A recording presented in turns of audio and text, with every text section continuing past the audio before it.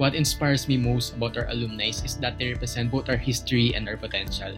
Every major milestone na sineselebrate ng organization natin ngayon is built upon the foundations that our alumni laid. Diba? Madaling makita yung mga achievements, yung mga success in general. Pero I'm more inspired by the grit that it took to get there. Yung mga pagpupuyat, yung sleepless nights, and yung mga challenges na overcame nila. But despite that, diba, they refuse to lower their standard of excellence for this organization. And it reminds me that it's something powerful na hindi lang face ang pagiging part ng organization na ito. It's a launching pad for us to achieve greater things in life. Diba? Yung mga every time na nag-share sa atin, yung mga alumni natin ng life stories nila, yung achievements nila, it reminds us na we are part of something bigger than ourselves. And they raise the standards, diba? They keep the standards high, and our goal as residents is to keep raising it. So ayun po, happy anniversary po sa ating Alumni Association. Hi, brothers and sisters! Aside sa resident brothers and sisters na super great help throughout my pledgeship journey, one of the most important people na nakilala ko rin, of course, ay ang ating alumni. And from the get-go, na-witness ko agad yung bond nila na parang hindi lumipas ang panahon. And through their stories, I saw kung gaano nila kamahal ang Apo from their time until now. They also continue to inspire others that there is so much more to see and experience. And until now that I have become a resident, hindi nagbago yun. They have served and continue to serve as beacons of light for the younger ones na susunod sa mga yapak nila, teaching us how to uphold Apo's principles. And without a doubt, the alumni have been a huge part of my journey and in shaping who I am today. They have also motivated me to do things na akala ko hindi ko naman kaya before. And for that, I am truly grateful. Yung mga alumni ng Alpha Phi Omega, nakaka-inspire kasi talagang napapakita nila na lifelong commitment yung kanilang na-promise na. So, nalala ko nung orientation ko with Broad Raven. Sabi niya sa akin, itong mga alumni namin, kahit meron silang mga anak o kahit mga apo, makakainom pa rin natin sila. Ako nung una, parang, oh, kala ko joke-joke lang. Pero, ngayon, grabe parang hindi lumilipas isang linggo nang walang nag-note sa messenger ko na alumni na nag-aaya. Pero ayun, no, nakaka-inspire talaga sila na kasi kahit sa dami na nilang ginagawa sa kanilang mga buhay, sa kanilang mga trabaho, sa kanilang mga pamilya, nagbibigay pa rin sila ng time para sa mga proyekto ng chapter. Nakaka-miss kasi ginagamit talaga nila yung mga natutunan nila bilang naging residente rin ng chapter, na bilang mga alum rin na ngayon na may marami ng pinagtutuunan. Ginagamit pa rin nila yung kanilang mga efforts nila para matulungan ang chapter. Nakaka-inspire sila kasi kahit sobrang dami na nilang ginagawa, nagbibigay pa rin sila ng time and effort sa mga services ng chapter. Talagang na-embody nila yung leadership, friendship, and service beyond the chapter, beyond pagiging resident. Sila ay ang embodiment ng lifelong commitment. Hello, brothers and sisters! So, for me, my Apo alumni inspire me because of their unwavering dedication to our chapter, even after graduating college. And despite their careers, mga personal responsibilities nila, and yung different paths in life, they continue to support the growth of the chapter by investing their time and resources in the growth nga ng chapter. And this shows that Apo is really a lifetime commitment to service, leadership, and friendship. And seeing how much they give back in the chapter motivates me to do better in my own life kasi it inspires me to work hard, to grow professionally and personally, and eventually be in a position where ako naman yung mag-give back sa chapter the same way they have. And through sa mga example ng alumni na nami-meet ko, I'm inspired to uphold the values of APO and help ensure that the future generations of members will continue to benefit from the same support and guidance that I have received. Hello, brothers and sisters. We would like to congratulate you for this milestone. Happy 15th anniversary. Greetings from Indonesia. So, as inanaks of your inanak's inanak, I will be asking my inanak here a very relevant question. How my alumni inspire me, or how does our alumni inspire him? I think being able to learn directly from their experiences, their journeys remind me that the foundation we build here prepares us for anything.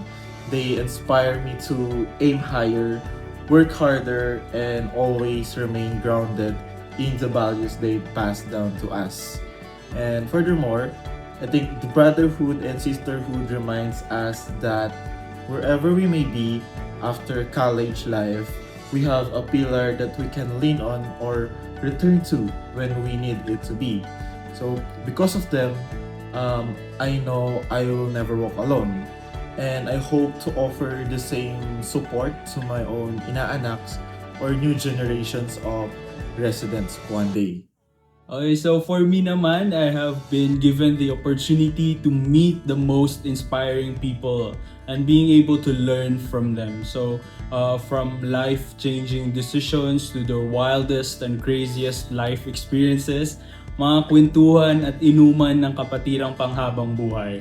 All of these taught me a very important lesson in life, that the real battle will not start after I graduate college or finish postgraduate, or even when I already have my own job or profession, but it starts every single day we choose to show up, stay true to our values, and lift each other up. Kaya naman, in this very special day, we want to honor the foundation you have built and promise to keep this fire burning for these generations to come. Cheers to 15 years of lifetime brotherhood and sisterhood, our alumni brothers and sisters.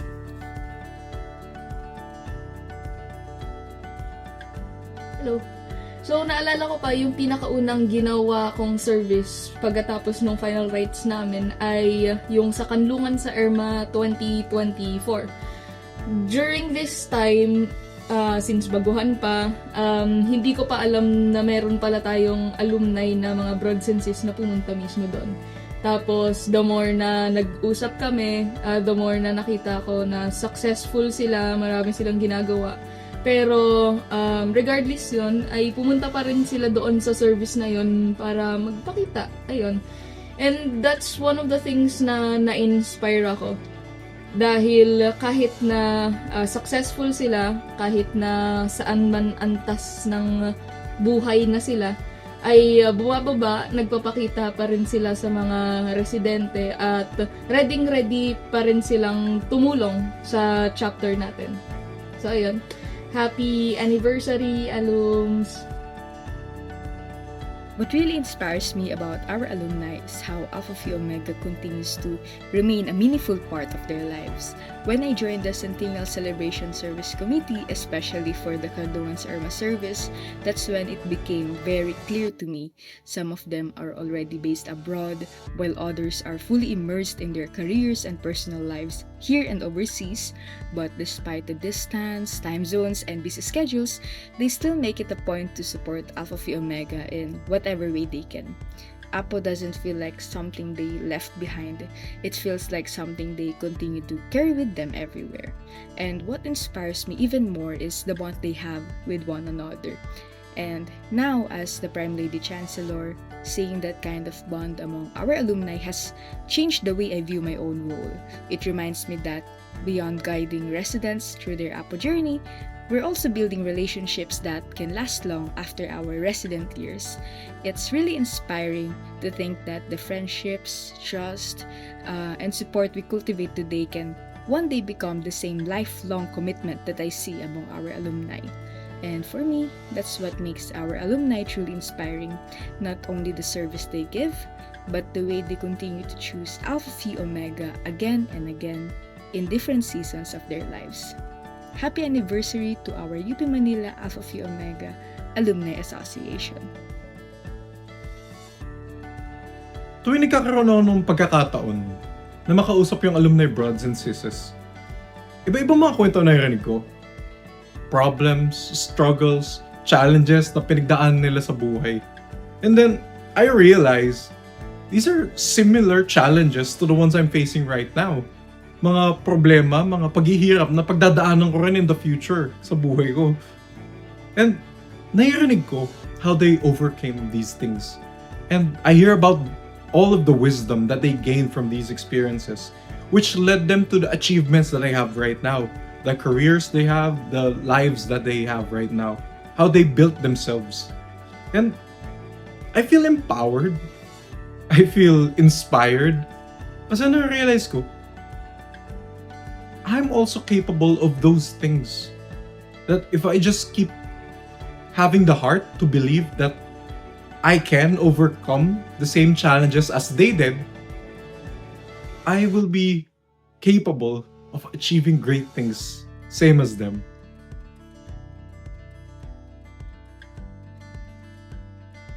Good evening, sisters and brods. Pag nagpapareport ngayon, tinatanong sa mga pledges kung ano yung 2 words, and the answer would be lifetime commitment.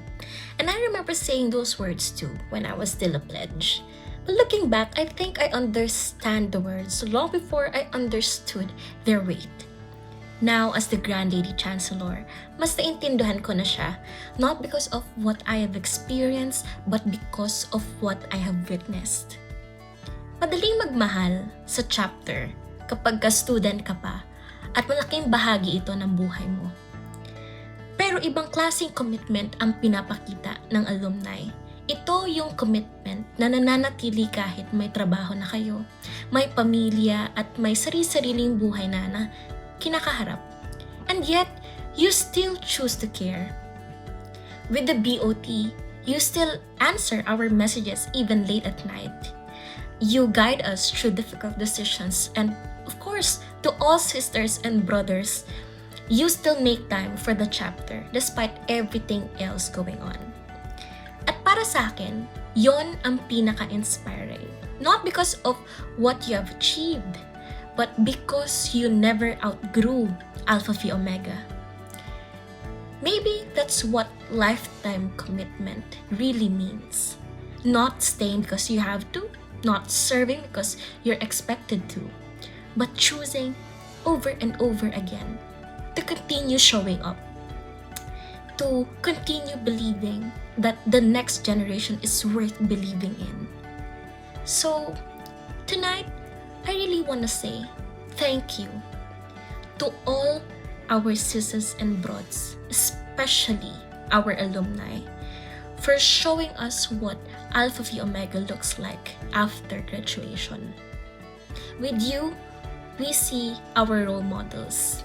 With you, we're allowed to dream bigger, to see what's possible, and to continue believing that in the near future, we will be able to continue what you started, to uphold the principles, to continue the traditions, at mas pangalagaan ang next generations, kami naman. And because of you, because of everything that you do, we're inspired na sa susunod kami naman. Through all of you, I finally understand what we mean when we say that Alpha Phi Omega is truly a way of life. With that, Thank you so much. Happy 15 years, my dear Alumni Association, and may we always be